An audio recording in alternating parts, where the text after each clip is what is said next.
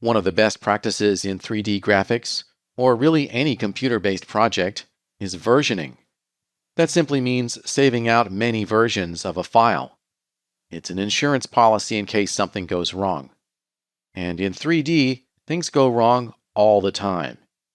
And if you've overwritten a file and you don't have an earlier version to go back to, that often means that you cannot revert any changes you've made. That in turn means you may have to waste a lot of time attempting to manually get back to an earlier state. And for my own projects, it's not unusual at all for me to have 100 or more versions of the same thing. That may seem excessive, but it's really not. If I save a new version every 10 minutes, then I will never lose more than 10 minutes worth of work. Versioning is a critical practice that can't really be avoided, but it tends to use up disk space.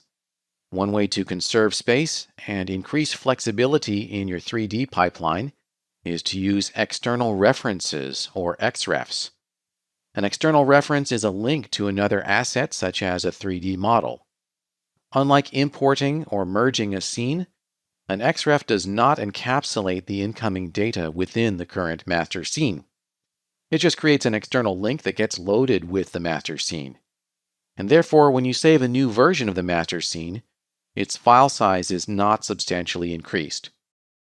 External references are a way to minimize the disk footprint of a project, and they also make it easier for you to do things like load and unload models to improve viewport performance, or maybe even swap out different versions of the externally referenced file.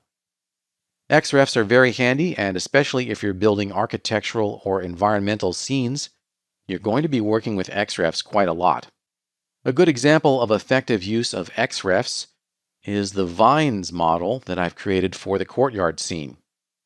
I've got a master scene here in my current project, exercise file scenes. It's 0315 create xref.max.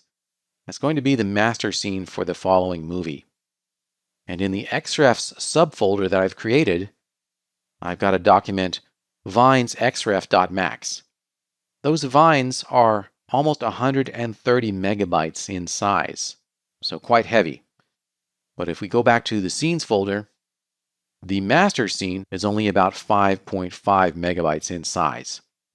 By referencing the vines file into this master scene, I'll add the vines to the scene without increasing the disk storage requirements.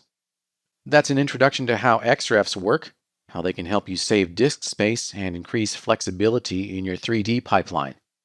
In the following movie, we'll see how to load XRefs into 3ds Max.